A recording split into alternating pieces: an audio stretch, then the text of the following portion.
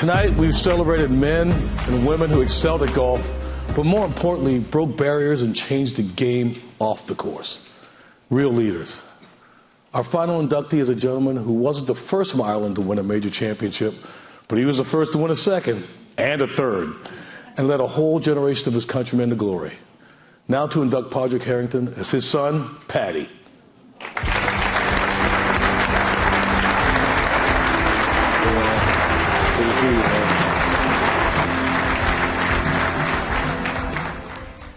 Good evening, everyone. My name is Pádraig Harrington, and tonight I have the incredible honour of being able to say a few words about my dad on this very special day for him and for our family. As everyone says, and I can attest, my dad has had an amazingly successful golfing career, whilst being well known as one of the tour's good guys. But of course, to me, first and foremost, he is a fantastic dad and a dedicated family man who has shared his golfing journey and career so generously with his family and friends through the years. My earliest memory of witnessing Dad's golfing success was at the first of his 3 major wins at Carnoustie, whilst I was in the midst of an all-encompassing obsession with ladybirds. That's ladybugs for all the Americans in the room. Whenever Dad was home, in between tournaments, I would put him to work, helping me collect those fascinating bugs, and most importantly, utilising his engineering expertise to help me build Lego homes for Dublin's thriving ladybird population. So obviously, I was thrilled when he won the Clark Jug, which looked to an almost 4-year-old me to be the perfect ladybird home. That he was Ireland's first Open winner since 1947 was of little concern to me at the time, as I delightedly pointed out how useful the Clark Jug would be to put ladybirds in it. That happy family memory, witnessed and celebrated by so many, has threaded through his career ever since, and the fact that I have never been allowed to forget it. Dad is renowned as one of the hardest working golfers on tour, and I'm proud to say that he has genuinely managed to balance his tireless quest for golfing perfection with being a fantastic family man. A loving husband to my mum Caroline, a fun-infusing father to myself and Kieran, and now, perhaps his favourite role to date, a besotted dog dad to Wilson and Satanta.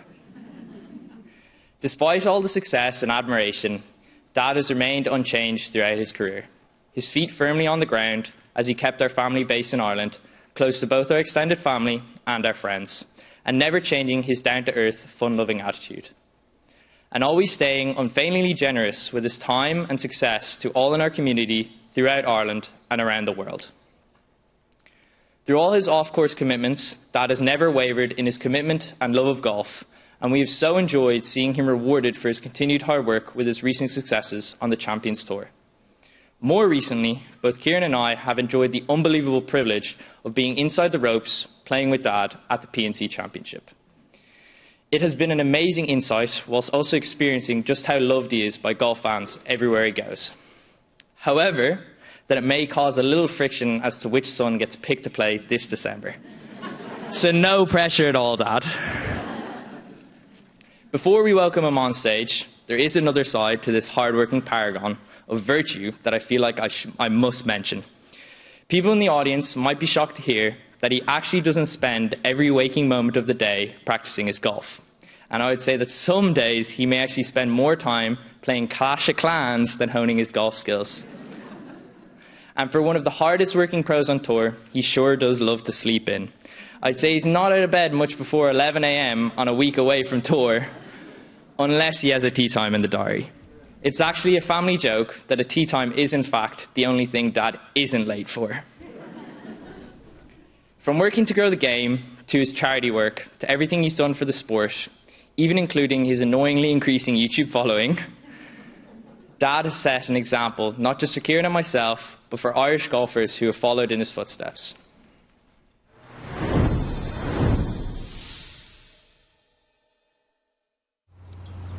Pádraig Harrington had to work hard on his technique. He came a little bit late. He matured a little bit later. But wow, has he come around. Since the middle 90s, he's been one of the best players in the world. How about that swing? He hits it perfect.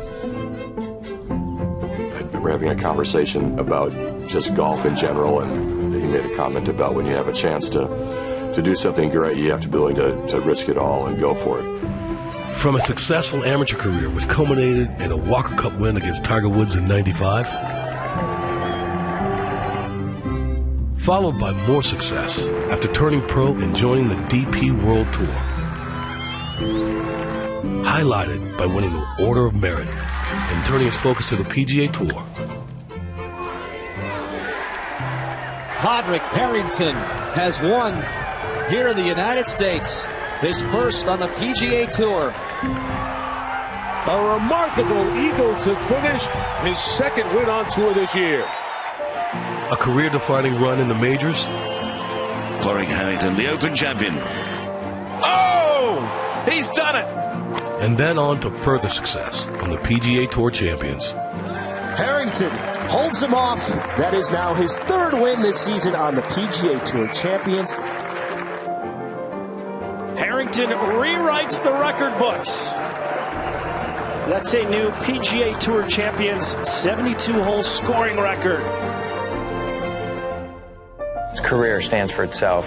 Multiple major winner, a prominent Ryder Cupper. He's been around the game for a long time. You put all those things together, he's more than deserving to be going into the Hall of Fame. And on top of it all, he's a great guy. A proud man from Dublin, Ireland, with a big heart, Pádraig Harrington came from humble beginnings, and through hard work and dedication, has since inspired a generation to follow. He really kick-started this whole Irish golf movement. Pádraig was the one that made us all believe we could do it. He's the ultimate pro. He's hit way more balls than I have in my life, and we'll never catch up to him. He was one of my golfing idols growing up, and he's got the career that deserves it, but there's probably not many better golf ambassadors out there than Pádraig Harrington. For the game alone, I think he's just, he's been great, and he's been great in Ireland, and we're very grateful to have him. His passion for Irish golf is evident through his charitable endeavors. Last year, he launched the Marlay Putting Green, a family-focused golf facility open to the public to help introduce newcomers to the game. He's multifaceted. A man, father, golfer. He's very well-rounded. He's very streetwise. He's got great experience. He's worldly. And Pádraig continues to give back to those in need around the world. He founded the Pádraig Harrington Charitable Foundation and is also a global ambassador for the Special Olympics. When he's committed to it, he's fully committed to it. And those are the kind of people who make a difference, and they dive in with all their heart. He's another guy that's inspired so many people to get into the game. Everybody around the world loves him. He's just another icon in the game.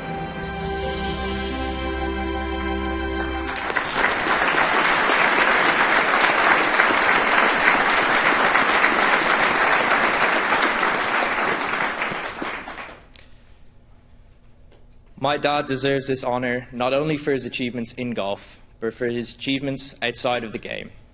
I am very proud to induct into the World Golf Hall of Fame my dad, Pádraig Harrington.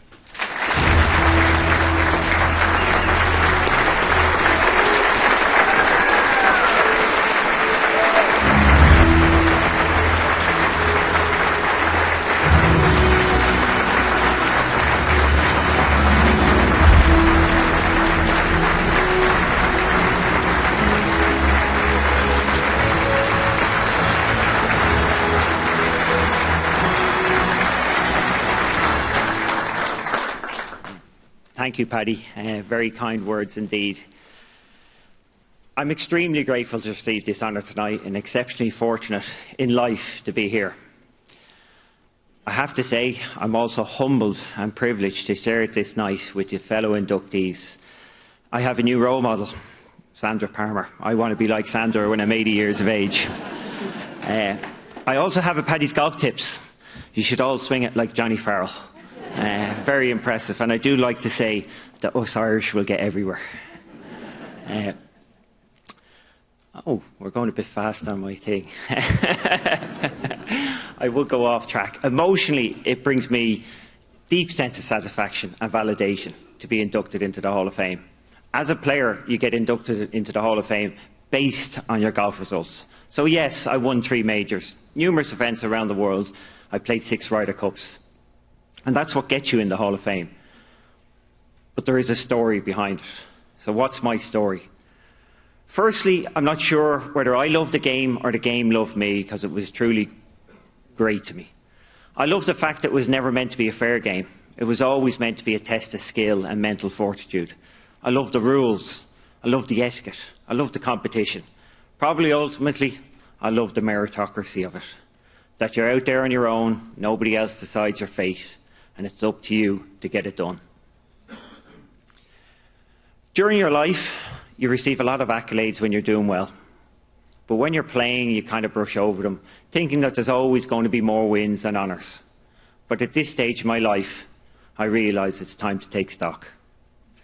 Entering the Hall of Fame gives me time to reflect on my past victories, and more importantly, share them with my family and friends, many of whom are here tonight. One of the stereotypes of my golfing life would be that I'm known for changing. Interestingly, though, there's been a lot of constants in my career. I've been with the same manager, Adrian Mitchell, financial advisor, Philip Barker, and PA, Gilly Alcock, for close to 30 years. Adrian is a scratch golfer, and believe it or not, he might be more obsessed with the game than me. I've been with Wilson Golf for 26 years, thanks to Doug, Ron and Tim, who are all here tonight. I've had the same caddy for over 20 years, Ronan Flood. He succeeded Dave McNeely, who got replaced for working too hard. It could only happen to Dave McNeely. All are here tonight. People often ask if caddies really make a difference, and categorically I can say Ronan won me the 2007 Open Championship. On the 72nd hole, after I hit my second ball in the water, it was the first and only time I've ever been on the golf course where I felt embarrassed, where I wanted to give up. I really thought I'd thrown away the Open. However, Ronan stuck to his guns and started into the clichés. It's not over yet, one shot at a time, and so on. I think he took the 4-iron off me pretty quickly, because I'm not sure if I wouldn't have a swing at him with it. But we kept walking, he kept doing his job, and he got in my head. As I walked up to take my penalty drop, and by the time I played my 5th shot, I hit it like a teenager. I was right back in the zone. I told this story for months afterwards about how my caddy didn't give up on me and how he believed. It took about 3 months, I think, before he was in the room and heard me tell the story, and he let me tell it, and he stood up at the end, acknowledged that while he said all those things, he also thought I'd lost the feckin' Open.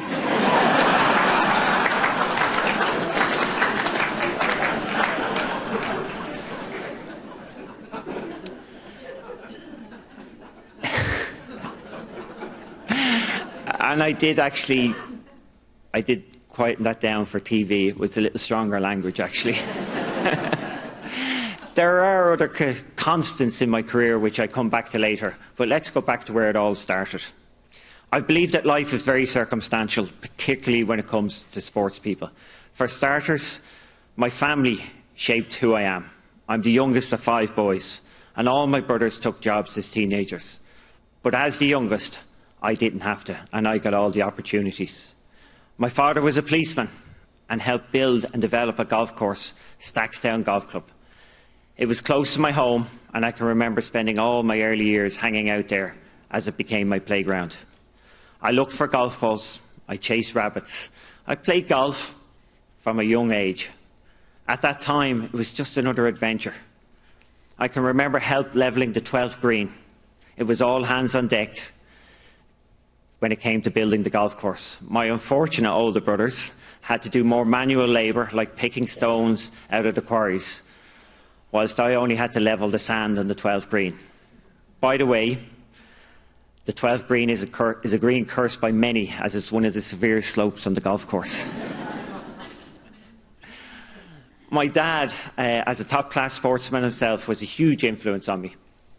The irony was that before I was born, he was a prodigious hitter of the golf ball, but wild off the tee, and then decided to curtail it by hitting it short and straight. Wow, it was a different game back then. One piece of advice I would give to everybody that happened by chance with my dad. When I went on tour, I used to ring him after every round and give him a rundown of every shot I hit. I didn't realise until he passed away in 2005 that that was more for me than him. I would recommend that if you can find someone to listen to your unconditional stories at the end of any day for 5 or 10 minutes, just like my wife does now, it will help reduce the stresses of life.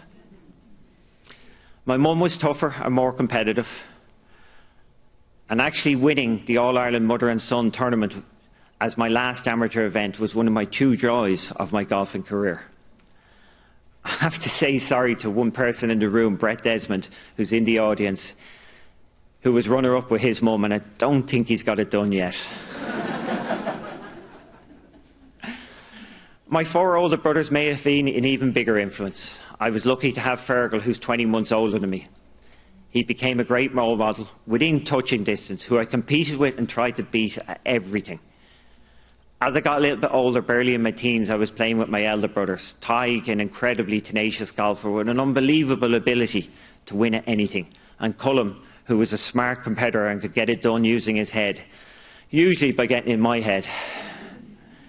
Interestingly, my middle brother, Fintan, had the best swing in the house, but no interest in the game. I've been with my wife, Caroline, for 34 years. She's probably more into sport than I am, so that helps for sure. But we nearly didn't get past 5 months. In my first championship tournament that she came to, I was in the last group, and it was a big day of golf. But I blew up. I went in to sign my card and sulked in the locker room for 20 minutes. When I came out to find my girlfriend, she had gone. I learned the lesson very quickly. She point-blankly was not putting up with any sulking. Another story that sums up my wife's support took place after we got married and we bought our first apartment, which wasn't clean to my wife's standards.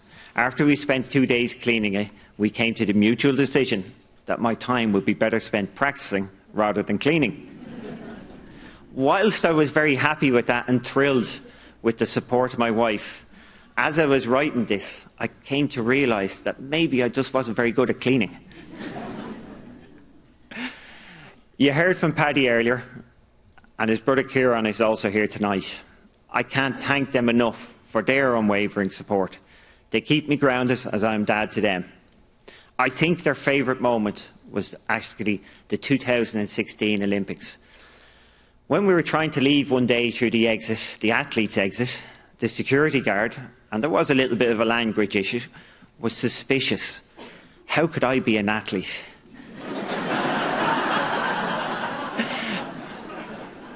Eventually, we had to convince him that I was the coach and that my oldest son was the athlete. To this day, they continually rib me about that I'm the coach and not the athlete. Speaking of coaches, I started with my first coach at 15 years of age. I had a few lessons with Waddy Sullivan at home, but Howard Bennett, who was the national coach, became my first full-time coach. I'm delighted to say that Howard has travelled from England to be here tonight at 87 years of age.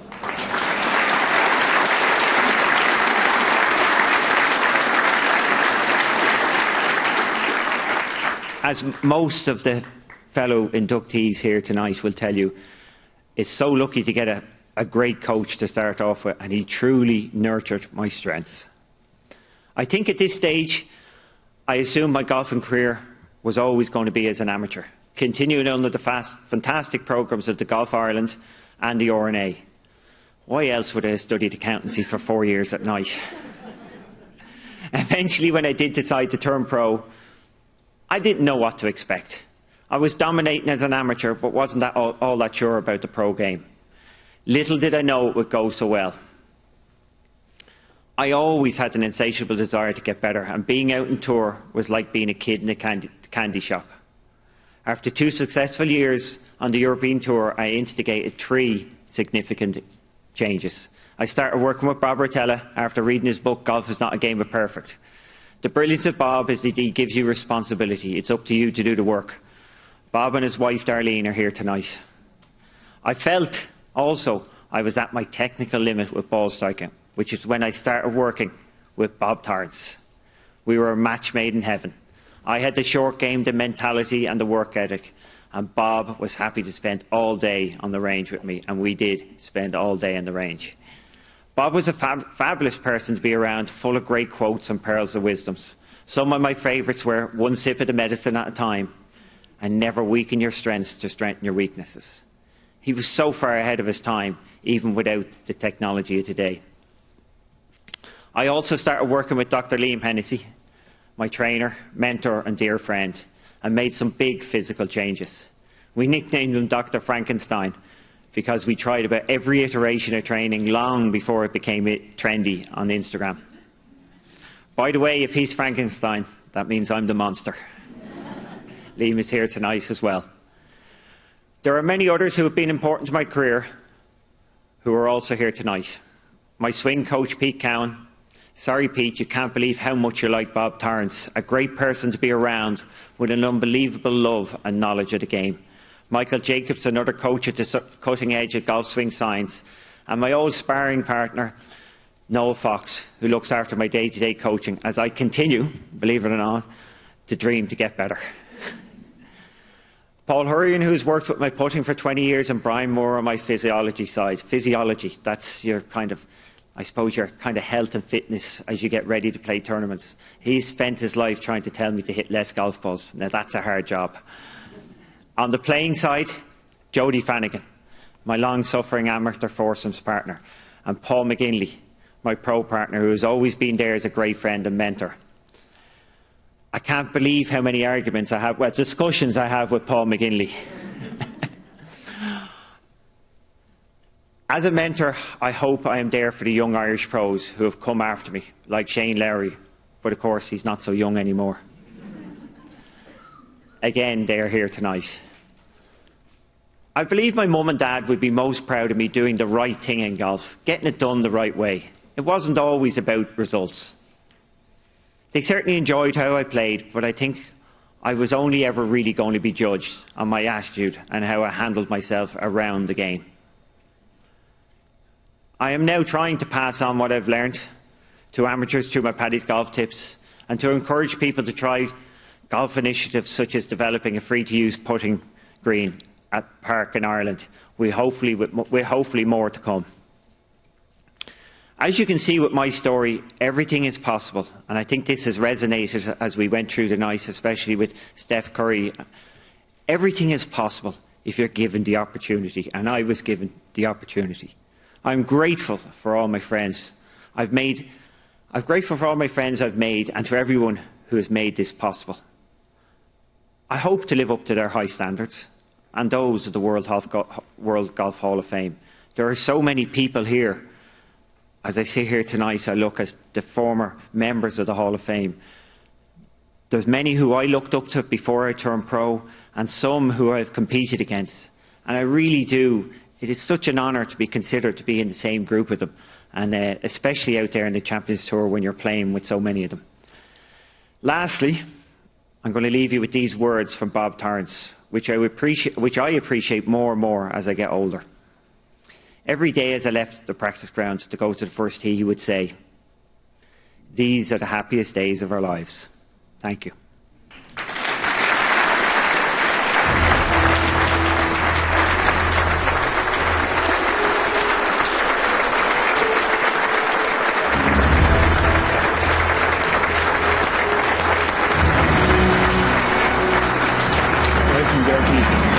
Congratulations to Pádraig and to the entire class of 2024. You guys, what a night, what a week. Enjoy the 124th U.S. Open from Pinehurst. Good evening. Thank y'all.